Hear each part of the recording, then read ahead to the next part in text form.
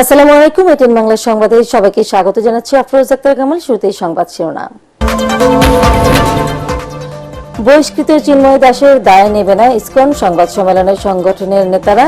নিষেধের ব্যাপারে সিদ্ধান্ত নেবে সরকার, আদালত হস্তক্ষেপ করবে না জানালো হাইকোর্ট।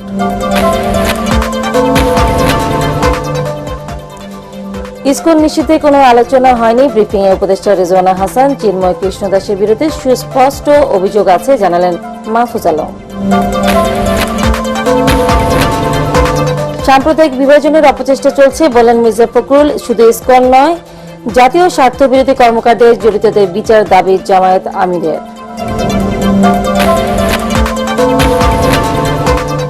এবং পার্শ্ববর্তী দেশের কোনো এজেন্ডা বাস্তবায়ন করতে দেওয়া হবে না, হুঁশিয়ারি সমন্বয়কদের। ছাত্র ঐক্য অটুট রাখার আহ্বান।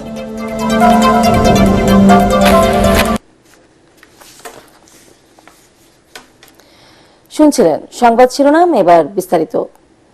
চিন্ময় কৃষ্ণ দাসের সাথে ইসকনের কোনো সম্পৃক্ততা নেই বলে জানিয়েছেন সংগঠনটির নেতারা। স্বামীবাগ ইসকন মন্দিরে সংবাদ সম্মেলনে সংগঠনের সভাপতি সত্যরঞ্জন বৈরী বলেন, সনাতনী জাগরণ মঞ্চের ব্যানারে হিন্দুদের অধিকার আদায়ে চিন্ময় কৃষ্ণ সমাবেশ করেছেন, যার সাথে ইসকনের কোনো সম্পর্ক নেই।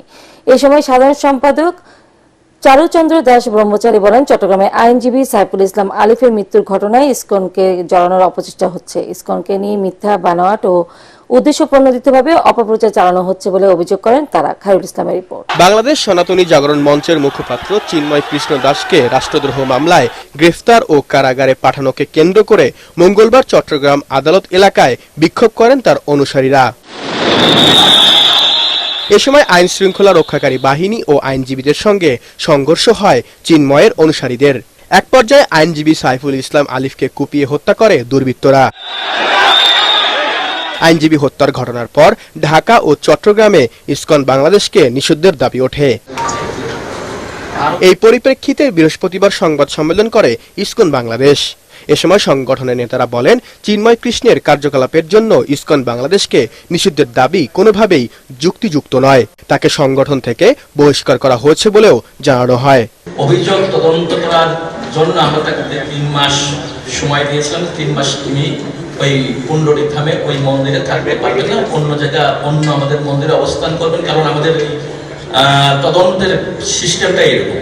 সেই শৃঙ্খলা ভঙ্গ, হাইয়েস্ট অথরিটির কথা তাকে অমান্যকরণ এবং নৈতিক স্খলন, এই দোষে সে দুষ্ট। এই কারণে তাকে স্থায়ীভাবে বহিষ্কার করা হয়েছে। তারা আরো বলেন, ইসকন কোনো ধরনের আন্দোলনের সাথে যুক্ত নয়। বেশ কিছু গোষ্ঠী সংগঠনের ভাবমূর্তি নষ্ট করার জন্য অপপ্রচার চালাচ্ছে। এখানে সম্মিলিত সনাতনী জাগরণ সংঘ এই ব্যানারে সে বক্তৃতা দিয়েছে বা কি করেছে, without our consent, without our knowledge এবং without our approval and permission. সেই জন্য ইসকন কিভাবে দায়ী হতে পারে? যারা অশুভ শক্তিকে পেছন থেকে তলকাটি নাড়ছে এবং তাদেরকে প্ররোচিত করছে বাংলাদেশের শান্তি শৃঙ্খলাকে নষ্ট করার জন্য, এবং সেই মুখ্যম হাতিয়ার হিসাবে তারা আমাদের আন্তর্জাতিক কৃষ্ণ ভগবানের সম্পর্কে বারবার প্রশ্নবিদ্ধ করে তাদের চরিতার্থ করতে চাইছে। দেশের শান্তি শৃঙ্খলা রক্ষার জন্য যে কোনো ধরনের উস্কানিমূলক কর্মকাণ্ড থেকে বিরত থাকা এবং সমাজে শান্তি, সম্প্রীতি ও স্থিতিশীলতা বজায় রাখতে সবাইকে একযোগে কাজ করার আহ্বান জানান ইসকনের নেতৃবৃন্দরা। খায়রুল ইসলাম, এটিএন বাংলা, ঢাকা। ইসকন নিষেধের ব্যাপারে আদালত হস্তক্ষেপ করবে না, এ বিষয়ে সরকারকে সিদ্ধান্ত নিতে হবে বলে জানিয়েছেন হাইকোর্ট। বিচারপতি ফারাহ মাহবুব ও বিচারপতি দেবাশিস রায় চৌধুরীর হাইকোর্ট বেঞ্চ কথা বলেন। এছাড়া আইনজীবী হত্যা ইস্যুতে সরকারের নেওয়া পদক্ষেপে সন্তোষ প্রকাশ করেছেন হাইকোর্ট। এদিকে ইসকনকে নিষিদ্ধ পেশাগত সুরক্ষার দাবি জানিয়েছেন আইনজীবীরা। ফজলে রাব্বির রিপোর্ট। ইসকন নিষিদ্ধের আবেদনের প্রেক্ষিতে বুধবার সংগঠনটি নিয়ে সরকারের অবস্থান রাষ্ট্রপক্ষের কাছে জানতে চান দেশের সর্বোচ্চ আদালত। জানতে চাওয়া হয় চট্টগ্রামের আইনজীবী সাইফুল ইসলাম আলিফ হত্যা সহ সাম্প্রতিক বিষয়ে সরকারের অবস্থানের বিষয়। এরই প্রেক্ষিতে বৃহস্পতিবার রাষ্ট্রপক্ষের আইনজীবী আদালতকে জানান, আলিফ হত্যার ঘটনায় 3টি মামলা ও বেশ কয়েকজনকে গ্রেপ্তার করা হয়েছে। ইসকন ইস্যুতে সরকারের কঠোর অবস্থানের কথাও জানানো হয়। এ সময় উচ্চ আদালত বলেন, ইসকন নিষিদ্ধ হবে কিনা সেটি সরকারের নীতিগত সিদ্ধান্ত। আদালতের হস্তক্ষেপ করা ঠিক হবে না। এখন তারা রাষ্ট্রযন্ত্রকে অস্থির করার জন্য তারা তাদের এজেন্ডাগুলো অলরেডি বাস্তবায়ন করে যাচ্ছে, কিন্তু আমাদের রাষ্ট্রের স্বাধীনতা সার্বভৌমত্ব রক্ষার জন্য আমরা যদি এখনই ইসকনকে নিষিদ্ধ না করি, এটা ভবিষ্যতে রক্তের হোলি খেলার মধ্যে দিয়ে নিষিদ্ধ হবে। সবকিছুতে আসলে আমাদের আদালতকে যে আমরা ইনভলভ করে তাদের কাছ থেকে একটা আদেশ নেওয়ার চেষ্টা করি, এটা কিন্তু ঠিক নয়। আদালতও এই কথাই মনে করেছেন যে কিছু জিনিস বা বেশিরভাগ জিনিসই দেখা যায় যে সরকারের যেটি পলিসিগত ব্যাপার বা তাদের ইনভেস্টিগেশনের ব্যাপার, যেটাতে আদালতের কোনো ইখতিয়ার নেই, সেটাতে তারা আসলে ইন্টারফেয়ার করতে চান না। আইনজীবী সুরক্ষা আইন প্রণয়ন ও ইসকনকে নিষিদ্ধের দাবি জানিয়েছে বাংলাদেশ সুপ্রিম কোর্ট আইনজীবী সমিতি। ইসকন যে শুধুমাত্র উগ্রবাদী কাজ করছে তা না, ইসকনকেও ব্যবহার করে দেখা যাচ্ছে যে দোসর যারা আছে, ফ্যাসিস্ট যারা আছে, তারাও কিন্তু এটার সাথে যুক্ত হয়ে ইসকনের নাম ব্যবহার করে, ইসকন এবং ইসকনের সাথে একসাথে নাম ব্যবহার করে তারা কিন্তু এই ধরনের কর্মকাণ্ড চালাচ্ছে। এদিকে আইনজীবী সাইফুল ইসলাম আলিফ হত্যার বিচারের দাবিতে হাইকোর্ট প্রাঙ্গণে মানববন্ধন করেছে বাংলাদেশ আইনজীবী অধিকার পরিষদ। তারাও ইসকনকে নিষিদ্ধের দাবি তোলেন। ফজলে রাব্বি, এটিএন বাংলা, ঢাকা। ইসকন সহ কোনো সংস্থা বা সংগঠন বাতিলের ব্যাপারে সরকারের মধ্যে আলোচনা হয়নি বলে জানিয়েছেন পরিবেশ ও বন উপদেষ্টা সৈয়দা রেজওয়ানা হাসান। এক ব্রিফিংয়ে তিনি বলেন, ছোট ছোট বিরোধ যেন জাতীয় ঐক্য নষ্ট না করে সেদিকে সবাইকে সচেষ্ট থাকতে হবে। এ সময় ইসকন নেতা চিন্ময় ব্রহ্মচারীকে সুনির্দিষ্ট অভিযোগের ভিত্তিতেই গ্রেফতার করা হয়েছে বলে জানান উপদেষ্টা মাহফুজ আলম। কোন সংগঠন নিষিদ্ধ করতে হলে সরকার সঠিক প্রক্রিয়া অনুসরণ করবে বলে জানান এই উপদেষ্টা। এমদাদুল্লাহ বাবু রিপোর্ট। প্রধান উপদেষ্টা ডক্টর মোহাম্মদ ইউনুসের সভাপতিত্বে বৃহস্পতিবার সচিবালয়ে অনুষ্ঠিত হয় উপদেষ্টা পরিষদের সভা। এতে নগরীর ইন্টারকন্টিনেন্টাল হোটেল এলাকায় নয়, সোহরাওয়ার্দী উদ্যান এলাকাতেই নতুন করে শাহবাগ থানা ভবন নির্মাণের সিদ্ধান্ত নেওয়া হয়। পাশাপাশি আজারবাইজানের বাকুতে সদ্য সমাপ্ত জলবায়ু সম্মেলনের নানা ইস্যু নিয়েও আলোচনা করেন উপদেষ্টারা। বৈঠক পরবর্তী ব্রিফিং হয় রাজধানীর ফরেন সার্ভিস একাডেমিতে। এতে বন ও পরিবেশ উপদেষ্টা রিজওয়ানা হাসান এবং উপদেষ্টা মাহফুজ আলম দেশের চলমান পরিস্থিতি নিয়ে কথা বলেন। কোন সংস্থা নিষিদ্ধ করার কোনো আলোচনা সরকারের মধ্যে হয়নি। দাবি অনেকেই উঠতে পারে, ব্যক্তির অপরাধের সাথে সংস্থার অপরাধকে আমরা জড়িয়ে ফেলছি না। এখন একটা সুনির্দিষ্ট অভিযোগের ভিত্তিতে একজনকে গ্রেফতার করা হয়েছে, তার ব্যাপারে একটা আইনি প্রক্রিয়া চলছে। তিনি অভিযুক্ত হতেও পারেন, অভিযুক্ত নাও হতে পারেন, সেটা আদালত দেখবে। ছোট ছোট বিরোধ নিয়ে এমন কিছু করা উচিত না যেটা আসলে আমাদের জাতীয় স্বার্থে সেটা কোনোভাবেই প্রশ্নবিদ্ধ হতে পারে। কোন সংগঠনকে নিবন্ধন বাতিল করা বা যেই ধরনের আইনি উদ্যোগই হোক না কেন, এটা নির্দিষ্ট প্রক্রিয়া অনুসরণ করে এবং তদন্ত সাপেক্ষে আমরা এটা করতে চাই। সাম্প্রদায়িক উত্তেজনা এবং উগ্রতা কিভাবে রুখে দেওয়া যায়, উন্মত্ততা কিভাবে রুখে দেওয়া যায়, এই সম্বন্ধে সকলের সহযোগিতা মোহাম্মদ ইউনূস কামনা করেছেন। তারা আরো জানান, ডিসেম্বরের মধ্যে বেশ কয়েকটি কমিশন থেকে সংস্কার প্রস্তাব সরকারের কাছে আসবে। এরপরই যত দ্রুত সম্ভব আয়োজন করা হবে জাতীয় নির্বাচন। রিপোর্টগুলো আসুক সংস্কার কমিশনে, আর নির্বাচনী যেই কার্যক্রম ভোটার তালিকা হালনাগাদ থেকে শুরু করে যায়, সেটা নির্বাচন কমিশন একটি সংবিধিবদ্ধ প্রতিষ্ঠান, ওনারা ওই অনুযায়ী কাজ করে যাবেন। রাজনৈতিক দলগুলোর সাথে কনসালটেশনের ভিত্তিতে এটা ঠিক হবে, এটা আপনারা দেখতে পাবেন। 6টা কমিশনকে সময় দেওয়া হয়েছে ডিসেম্বরের মধ্যে। আমরা বারবার বলছি, যত দ্রুত সম্ভব সংস্কার শেষ করে আমরা নির্বাচনের দিকে যাব। নির্বাচন শুরু করার প্রাথমিক কাজগুলো কিন্তু হয়ে গেছে। সম্প্রতি বৈষম্য বিরোধী ছাত্র আন্দোলনের 2 সমন্বয়কের গাড়ি দুর্ঘটনায় ষড়যন্ত্র রয়েছে কিনা তা খতিয়ে দেখা হচ্ছে বলেও সংবাদ সম্মেলনে জানানো হয়। সমন্বয়কেরা জাতির বিবেককে যেভাবে জাগ্রত করছে, এটা নিশ্চয়ই অনেকেরই স্বার্থে লাগবে। ইমদাদুল্লাহ বাবু, এটিএন বাংলা, ঢাকা। স্থাপনের কথা। ইসকনের ব্যানারে ভারত সাম্প্রদায়িক বিভাজন সৃষ্টি করে দেশকে অস্থিতিশীল করার অপচেষ্টা চালাচ্ছে বলে অভিযোগ করেছেন বিএনপি মহাসচিব মির্জা ফখরুল ইসলাম আলমগীর। এ বিষয়ে সবাইকে শান্ত থেকে পরিস্থিতি মোকাবেলার আহ্বান জানান তিনি। রাজধানীতে আলাদা অনুষ্ঠানে তিনি বলেন, হটকারিতার মাধ্যমে ফ্যাসিবাদ ফিরে আসার পথ যেন তৈরি না হয় তা নিশ্চিতে সবাইকে সতর্ক থাকতে হবে। হুমায়ুন চিস্তির রিপোর্ট। আক্রমণের মুখে স্বাধীন সাংবাদিকতা ও গণমাধ্যম প্রতিষ্ঠান শীর্ষক মতবিনিময় সভায় সংবাদপত্রের মালিকদের সাথে অংশ নেন বিভিন্ন রাজনৈতিক দলের শীর্ষ নেতারা।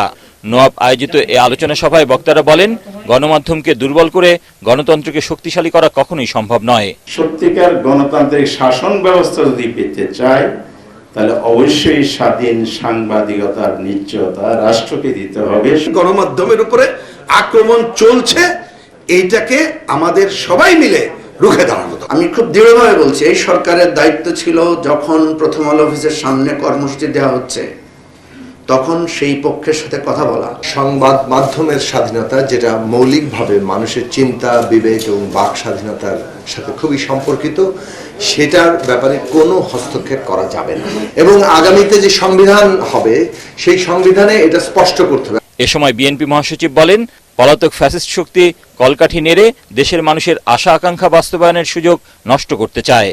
যে কোনো মূল্যে গণমাধ্যম ও ভোটের স্বাধীনতা রক্ষা করা প্রয়োজন বলেও মন্তব্য করেন তিনি। কিছু কথা বলা হচ্ছে যে কথাগুলো আমার কাছে মনে হয় যে পুরোপুরি নৈরাজ্যের দিকে নিয়ে যাচ্ছে। কিছু কাজ হয় যেটা আপনার রাজনীতিকরণের দিকে নিয়ে যায়, নৈরাজ্য সৃষ্টি করা, একটা হঠকারিতার দিকে যাওয়া। এতে এই মুহূর্তে এই সময়ে আমার মনে হয় যে জাতির জন্য সবচেয়ে ক্ষতিকর হয়ে দাঁড়াবে। এর আগে সকালে জাতীয় প্রেস ক্লাবে রাষ্ট্র পুনর্গঠনে লেখক শিল্পীদের ভূমিকা শীর্ষক মতবিনিময় সভায় বিএনপি মহাসচিব আরো বলেন, সাম্প্রদায়িক বিভাজন তৈরি করে গণ অভ্যুত্থানের বিজয়কে ম্লান করা যাবে না। ভারতবর্ষের মিডিয়ার বিষয়গুলো দেখতে পাই। কাল রাতেই আমাকে কয়েকজন ফোন দিয়েছেন, তাদের একটাই মাত্র লক্ষ্য, প্রশ্ন যে ইসকনের ব্যাপারে আপনারা কি করছেন। উদ্দেশ্য প্রণোদিত একটা অবস্থা তারা তৈরি করতে চায়, সেই অবস্থা নিয়ে প্রথমবার ফেল করেছে, এখন আবার নতুন করে আবার সেই অবস্থা তৈরি করতে চায়। এটা আমাদেরকে সজাগ থাকতে হবে। ফ্যাসিবাদ ফিরে আসার রাস্তা যাতে তৈরি না হয় তার নিশ্চিতে সবাইকে হঠকারিতা থেকে দূরে থাকার পরামর্শ দেন তিনি। হুমায়ুন চিস্তি, এটিএন বাংলা, ঢাকা। দেশের প্রচলিত আইনে চিন্ময় কৃষ্ণ দাসকে গ্রেফতার করা হয়েছে বলে মন্তব্য করেছেন বিএনপির সিনিয়র যুগ্ম মহাসচিব রুহুল কবির রিজভী। রাজশাহী বিশ্ববিদ্যালয়ের শহীদ বুদ্ধিজীবী চত্বরে এক অনুষ্ঠানে তিনি একথা বলেন। গ্রেফতারের বিষয়ে ভারতের পররাষ্ট্র দপ্তর বিবৃতি দিলেও ছাত্রলীগের হামলায় বিশ্বজিৎ হত্যার সময় তারা কেন চুপ ছিল এমন প্রশ্ন তোলেন তিনি। অনুষ্ঠানের শুরুতে ঐতিহাসিক 7ই নভেম্বর 1975 জাতীয় বিপ্লব ও সংহতি দিবসের মহানায়ক জিয়াউর রহমান গ্রন্থের মোড়ক উন্মোচন করেন অতিথিরা। এ সময় আরো বক্তব্য রাখেন ইসলামী বিশ্ববিদ্যালয়ের সাবেক উপাচার্য অধ্যাপক এম রফিকুল ইসলাম। শুধু ইসকন নয়, জাতীয় স্বার্থের বিরুদ্ধে যারাই অবস্থান নেবে তাদের বিরুদ্ধে ব্যবস্থা নিতে সরকারের কাছে দাবি জানিয়েছেন জামায়াতের আমির ডাক্তার শফিকুর রহমান। সন্ধ্যায় যমুনাতে প্রধান উপদেষ্টার সাথে বৈঠকে তিনি এ দাবি জানান। এই সময় জরুরি সংস্কারগুলো শেষ করে দ্রুত নির্বাচন আয়োজনে ডক্টর মোহাম্মদ ইউনূসের সাথে আলোচনা হয়েছে বলেও জানান তিনি। একরামুল হক সাইমের রিপোর্ট। দেশের চলমান পরিস্থিতি নিয়ে বিএনপি নেতাদের সাথে বৈঠকের একদিন পর প্রধান উপদেষ্টা অধ্যাপক ডক্টর মোহাম্মদ ইউনূসের সঙ্গে সাক্ষাৎ করেন জামাত নেতারা। দলের আমির ডাক্তার শফিকুর রহমানের নেতৃত্বে 4 সদস্যের প্রতিনিধি দল সাম্প্রতিক বিভিন্ন ইস্যুতে কথা বলেন প্রধান উপদেষ্টার সাথে। রাষ্ট্রীয় অতিথি ভবন যমুনায় অনুষ্ঠিত বৈঠকে অংশ নেন উপদেষ্টা পরিষদের কয়েকজন সদস্য। পরে সাংবাদিকদের সাথে ব্রিফিংয়ে আমিরে জামাত জানান, জাতীয় ঐক্যকে সংহত করা এবং প্রশাসনকে কার্যকর করার বিষয়ে আলোচনা হয়েছে বৈঠকে। আলোচনা হয় ইসকন ইস্যুতেও। আমরা শুধু ইসকন না, আমরা বলেছি জাতীয় স্বার্থের বিরুদ্ধে যারাই যাবে তাদের ব্যাপারে পদক্ষেপ নিতে হবে। আমাদের দেশের শান্তি শৃঙ্খলা কারা ধ্বংস করতে চায় তাদেরকে চিহ্নিত করতে হবে এবং ঐক্যবদ্ধভাবে এটার মোকাবেলা করতে হবে। জাতি হিসাবে দেশ আমাদের সবার, জাতি ধর্ম দলমত নির্বিশেষে সবাই মিলেমিশে জাতীয় ঐক্য কিভাবে আরো সিমেন্টেড করা যায়, প্রশাসনে আরো কিভাবে গতি আনা যায়, এই সমস্ত বিষয় নিয়ে আলোচনা হয়েছে। এছাড়া দ্রব্যমূল্য নিয়ন্ত্রণে কার্যকর উদ্যোগ নেওয়া এবং রোজাকে কেন্দ্র করে অসাধু ব্যবসায়ীরা যেন কৃত্রিম সংকট সৃষ্টি করতে না পারে সে বিষয়ে ব্যবস্থা নেওয়ার তাগিদ দেওয়ার কথা জানান তিনি। একই সাথে কার্যকর নির্বাচনের দিকে কিভাবে এগোনো যায় তা নিয়েও আলোচনা হয়েছে বলে জানান জামাত আমির। মিনিমাম সংস্কার যেগুলো দরকার, যেমন আমাদের 41 দফা দাবি আছে সংস্কারের, কিন্তু এই সরকারের জন্য আমরা 41 দফা দেইনি। আপনাদের মাধ্যমে আমরা মাত্র 10 দফা দিয়েছি, জাতির সামনে উপস্থাপন করেছি এবং তাদেরকে আমরা হ্যান্ড ওভার দিয়েছি। আমরা চাই যে এই সংস্কারগুলো দ্রুত করা দরকার, এই সংস্কারগুলো করে যত দ্রুত সম্ভব নির্বাচন দিয়ে দেওয়া উচিত। বুধবার প্রধান উপদেষ্টার সাথে বৈঠকে চলমান পরিস্থিতিতে জাতীয় ঐক্যের আহ্বান জানিয়েছিলেন বিএনপি নেতারাও।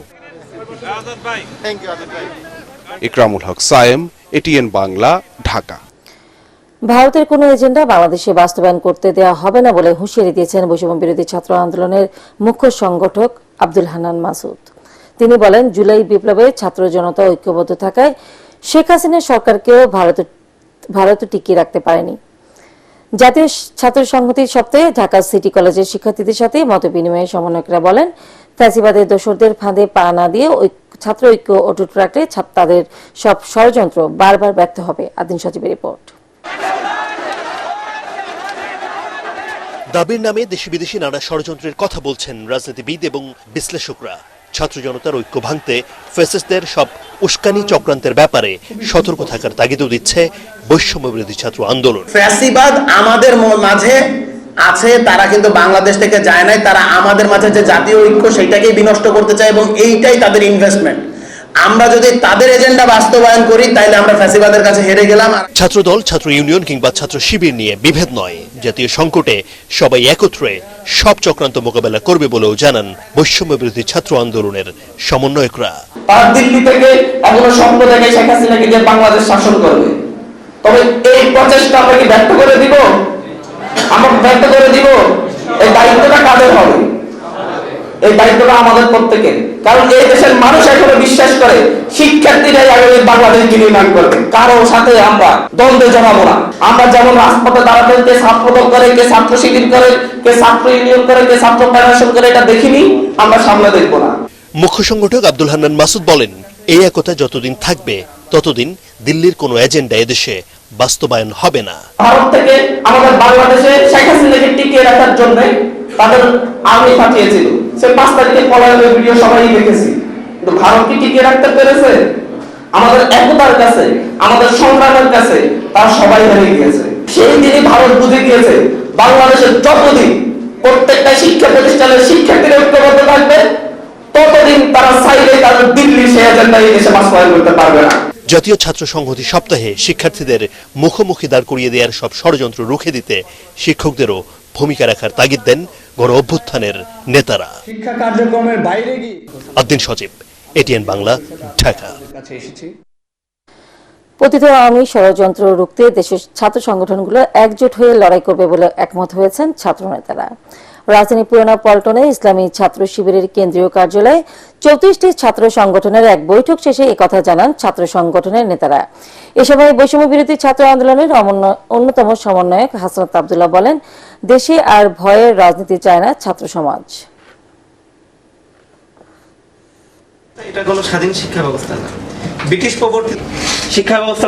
ক্যাম্পাসগুলোতে যে ছাত্রদের বিরুদ্ধে বিভেদ তৈরি হচ্ছে এর সমাধান হতে পারে খুব দ্রুতই যদি ছাত্র সংসদ নির্বাচন হয় এবং যারা ছাত্রদের দাবির কথা, তাদের অধিকারের কথা ছাত্র প্রতিনিধিদের কাছে গিয়ে বলতে পারবে। অতীতের যে ছাত্র রাজনীতিটি রয়েছে, যেটি ছাত্রলীগ এবং বিভিন্ন সময় সরকারি দলীয় বিভিন্ন ছাত্র সংগঠন ইন্ট্রোডিউস করেছে, আমরা সেই ছাত্র রাজনীতির বিপক্ষে। বরং শিক্ষার্থীদের প্রতিনিধিত্বমূলক, যেখানে শিক্ষার্থীদের প্রতিনিধি করবে ছাত্র সংসদের মধ্য দিয়ে, আমরা সেই ধরনের ছাত্র রাজনীতি চাই।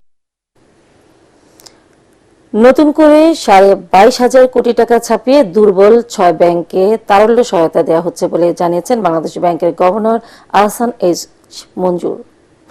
তিনি বলেন, আমানতকারীদের আর্থিক সুরক্ষা নিশ্চিত করতে এই টাকা দেওয়া হচ্ছে, এতে মূল্যস্ফীতি বাড়বে না। বাংলাদেশ ব্যাংকে সংবাদ সম্মেলনে ন্যাশনাল ব্যাংকের চেয়ারম্যান আব্দুল আওয়াল মিন্টু বলেন, কোনো প্রভাব নয়, নিয়ম নীতি অনুসরণ করেই অর্থ পাচ্ছে ব্যাংকগুলো। শারফুল আলমের রিপোর্ট। সংকটে থাকা ব্যাংকগুলোকে তারল্য সহায়তা দেওয়ার উদ্যোগ নিল সরকার। এতদিন অন্যান্য ব্যাংকগুলো নিজেরা এগিয়ে আসলেও নতুন করে সরকারি সহায়তা পাচ্ছে ন্যাশনাল, ফার্স্ট সিকিউরিটি ইসলামী, এক্সিম, সোশ্যাল ইসলামী, ইউনিয়ন ও গ্লোবাল ইসলামী ব্যাংক। তবে নিজের অবস্থান থেকে কিছুটা সরে এসে গভর্নর নতুন টাকা ছাপিয়ে এই ঋণ দিচ্ছেন। সংবাদ সম্মেলনে তিনি জানান, এতে বাজারে অর্থপ্রবাহ যেমন বাড়বে না, তেমনি মূল্যস্ফীতিও নিয়ন্ত্রণে থাকবে। মনিটরিং পলিসি আগের মতোই থাকবে জানিয়ে তিনি বলেন, বাজারকে কোনো অবস্থাতেই অস্থিতিশীল করা যাবে না। কোনো ব্যাংকে যদি কোনো তারল্য সংকট সৃষ্টি হয়, আমরা পুরোপুরিভাবে তাদের পাশে দাঁড়িয়ে যাচ্ছি। ইতিমধ্যেই 22,000 কোটি টাকার উপর আমরা দিয়েছি এবং আমরা মনে করি যে এটাই যথেষ্ট হবে, প্রয়োজনে আরও দেওয়া যাবে, কোনো অসুবিধা নেই। এটা কিন্তু টাকা ছাপানো বলবো, আবার এট দ্য সেম টাইম টাকাটাকে আমি কিন্তু নিয়েও আসবো।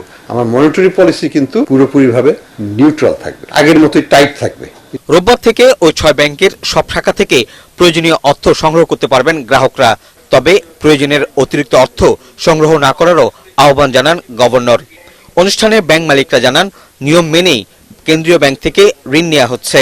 পূর্ববর্তীকালে অনিয়ম, বিশৃঙ্খলা, দুর্নীতির জন্য তারা রিয়েলি তারল্য সংকটে নিপতিত। জনগণের স্বার্থে যেটা করা দরকার ওই মুহূর্তে ওই ডিসিশনটা নিচে এখানে কোনো ইনফ্লুয়েন্সে কোনো কাজ করে নাই, কারণ আমরা ইনফ্লুয়েন্স করতে চাইও না। সিকিউরিটি এক্সচেঞ্জের সাথে আলোচনা করে ইদার বন্ড অথবা আমাদের শেয়ার নতুন করে শেয়ার বিক্রি করে আমরা নিজেরাই ক্যাপিটালাইজ করব। ভারতীয় হাইকমিশনারের সাথে বৈঠক নিয়ে এক প্রশ্নের জবাবে গভর্নর বলেন, আর্থিক খাত নিয়ে দ্বিপাক্ষিক বিষয়ে ভারতীয় হাইকমিশনারের সাথে আলোচনা হয়েছে। দ্রুত ভারতীয় ভিসা ইস্যু করা হবে বলেও এ সময় গভর্নরকে আশ্বস্ত করা হয় বলেও সংবাদ সম্মেলনে জানানো হয়। শরফুল আলম, এটিএন বাংলা, ঢাকা। আর্থিক খাতে শৃঙ্খলা ফেরাতে আগামী 6 মাসের অর্থনৈতিক পরিকল্পনা তুলে ধরতে সরকারের প্রতি আহ্বান জানিয়েছেন সিপিডির সম্মানীয় ফেলো ডক্টর দেবপ্রিয় ভট্টাচার্য। দুর্নীতিবাজদের অর্জিত সম্পদ বাজেয়াপ্ত করে জনগণের আস্থা ফিরিয়ে আনারও দাবি জানান এই অর্থনীতিবিদ। তরিক ইসলামের রিপোর্ট। বর্তমান অর্থনৈতিক অবস্থা এবং 2023 অর্থ বছরের বাজেট সার্ভে রিপোর্ট তুলে ধরতে রাজধানীর পল্টনে ইকোনমিক রিপোর্টার্স ফোরাম আয়োজিত সংলাপে অংশ নেন অর্থনীতিবিদরা। ইনস্টিটিউট যাতে এগুলোকে ওভারসাইট করতে পারে। এ সময় আর্থিক সংকট ও বাজেট বাস্তবায়নের নানান সীমাবদ্ধতার কথা তুলে ধরেন বক্তারা। উঠে আসে মূল্যস্ফীতি কমানোর নানান পদক্ষেপের বিষয়। সাপ্লাই সাইডটাকে ম্যানেজ করাটা হচ্ছে অনেক বেশি কিন্তু কঠিন ডিমান্ড সাইডের তুলনায়। হ্যাঁ, এটা কিন্তু আমরা এটা যদি না করতে পারি, সাপ্লাই সাইড ইমপ্রুভমেন্ট না হলে ইনফ্লেশনের প্রেশারটাকে আমরা কন্ট্রোল করতে পারবো না। বাজেট ওপেননেসের ক্ষেত্রে জনগণের যে পার্টিসিপেশনটা থাকবে সেটা যাতে আরো অ্যাক্টিভ করা এবং একটা রিয়েলি কম্প্রিহেন্সিভ এবং ইফেক্টিভ পার্টিসিপেশন যাতে থাকে এবং ট্যাক্স পেয়ার্স মানির যে পাবলিক এক্সপেন্ডিচার সেটা যাতে কোয়ালিটি এক্সপেন্ডিচার হয়। আলোচনায় অংশ নিয়ে অর্থনীতিবিদ ডক্টর দেবপ্রিয় ভট্টাচার্য বলেন, জনগণের আস্থা অর্জনে বাজেয়াপ্ত করতে হবে অবৈধ সম্পদ, তুলে ধরতে হবে অর্থনৈতিক পরিকল্পনা। গত 6 মাসের একটি সামগ্রিক মূল্যায়নের ভিত্তিতে আমাদের একটি সেই অর্থে দলিল দরকার, যেটা আমাদের আগামী পরবর্তী 6 মাসকে নিয়ে এগিয়ে নিয়ে যাওয়ার ক্ষেত্রে দিক নির্দেশনা দেবে, বাজারকে এক ধরনের স্বস্তি দিবে এবং অবশ্যম্ভাবিতা সম্বন্ধে ধারণা দিবে এবং সেটাকে কেন্দ্র করে পরবর্তী বাজেটকে যাতে আমরা নিয়ে আলোচনা করতে পারি। আলোচনায় কর আদায় ও রিজার্ভ বৃদ্ধির মাধ্যমে আর্থিক সংকট সমাধানের বিভিন্ন দিক তুলে ধরেন বক্তারা। তরিক ইসলাম, এটিএন বাংলা, ঢাকা। পার্টিক্স খেলার খবর।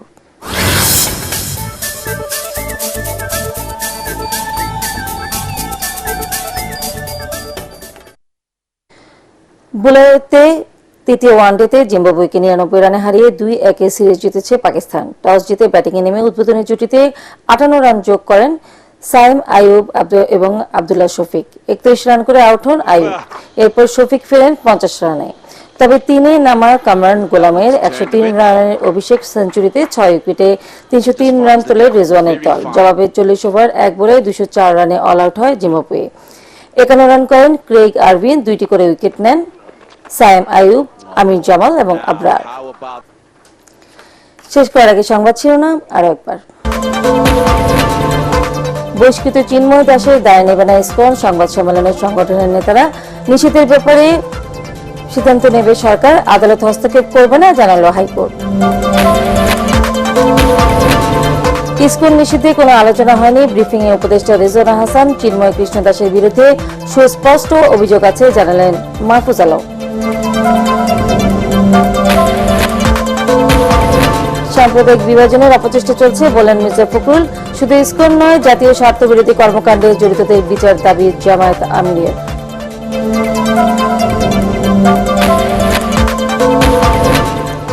এবং পার্শ্ববর্তী দেশের কোনো এজেন্ডা বাস্তবায়ন করতে দেওয়া হবে না, হুঁশিয়ারি সমন্বয়কদের। ছাত্র ঐক্য অটুট রাখার আহ্বান।